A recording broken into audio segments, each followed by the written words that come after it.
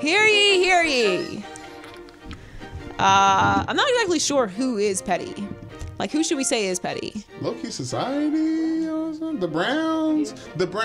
Whoever leaked that information is petty. Because they trying to start some stuff. Okay. Hear ye, hear ye. Anonymous sources are petty. Again. Usually they are. Yes. In general, they're the source of sources. Yeah. They give out information and they don't put their name to it. Anonymous because they're petty. Yeah. First of all, I love that turkey hat. I love the green trim. Yes. Because who does that? Except for rich people. Tinkerbell. Yeah. What is like? I've never seen a turkey with the green trimming around, like with the kale. Yeah. Anyway, but it's delightful, and I like mine too. So we're being festive, so that's why the crown is not here today. For anyone who's missing that, they're just gonna be like, "Where's the petty crown?" So in petty court today, there was big news toward the end of last week, and it's now spilled over into this week, which is that general manager of the Browns, obviously they have an interim coach of what's his bucket, Jennings, right? What's his name? Greg Williams. Yeah, Greg. Why did I say Greg Jennings? Not Greg Jennings. Greg Williams. You got the Greg part. You didn't say the Greg part. But you said that, yes. Yeah, Greg Williams is not going to be coaching there next year. But for now, he is, because they fired Todd Haley and they fired Hugh Jackson, and Todd Haley thought he was going to get the job. Both bye-bye. So John Dorsey was asked about who he was going to be hiring as coach, most of which we don't care about right now because it's the middle of the season and it's the Browns and who cares. Right. But he said something that made one very sexist person laugh, which I'm still hunting for. Do your job, Browns. Who's the guy who thought it was so hilarious? Anyway, John Dorsey said that he's going to hire the best person for the job, a man of character, blah, blah, blah. And he said, who knows, it might be a woman. To which was a hilarious joke to someone in the crowd. I'm being serious. You're making me mad. I can't be looking bad laughing at you, laughing at that's a joke because it's crazy.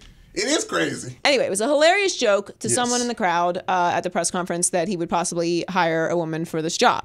So that got everybody talking about, like, well, that's not really even possible because there's no women really in the pipeline for the job, la-di-da-di-da. And then someone decided to put Condoleezza Rice's name in it. Okay, here's the thing.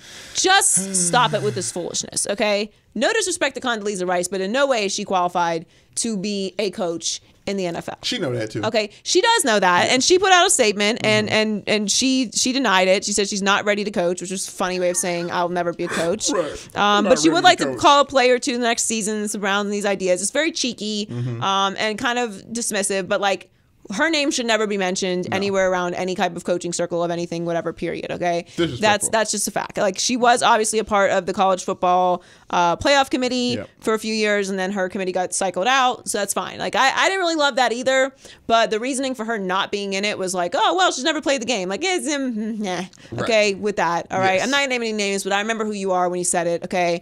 I don't forget, all right? I'm petty. But anyway, the thing is, she should not be mentioned in it. And then obviously the Browns had to respond, and Dorsey had to issue a statement. He said, our coaching search will be thorough and deliberate, but we're still in the process of composing a list of candidates, and Secretary Rice has not been discussed. Of course she hasn't, because why would you? It doesn't even make any sense, all right? Like, obviously she's been around football, but hey, so have I, and I'm not throwing my name in the circle. I mean, you could. No, thank you. The pushback anyway is going to be that, well, like, a woman shouldn't coach in football. I can't hold this whole time. The woman shouldn't coach in football because a woman's never played football, right? Like, I'm not going to be able to play in the highest level to then coach on that level. It's like the first knock. Like, okay, well, Todd Haley never played football in college. So women can play football in high school, and there are women that do play football in high school. So we're just going to go, based off of that fact, we're going to go college and above, right? That's going to be the argument I'll accept from a normal functioning person, okay? Knuckle draggers, we are not speaking to right now, okay? Because there's just no reasoning with them, and I don't have time for it. But you're going to make the argument that you have to have coached or played at some level to understand the game. Todd Haley never played in college, okay? He played golf. Adam Gase never played professional or college football. He's the head coach of the Miami Dolphins. Al Davis played baseball in college. All right? Joe Philbin, again, not a whole list of success, but nevertheless, they've been given head coaching positions and coaching positions and still hold coaching positions in the NFL right now. Played one season of college football at Division III Washington and Jefferson. Mike McCarthy plays with the Packers, played at an NAIA school in Kansas, Baker University. Mike Tomlin played Division II at William and Mary, or Division I two at William and Mary. Like, you don't need to play at college at all to get a coaching job in the NFL. So scratch that idea that a woman needs to play college football in order to have the experience to play in the NFL. Charlie Weiss never played football, never put cleats on his feet to play football. Never. And he was the head coach at Notre Dame and recruited me. And obviously, he knows talent.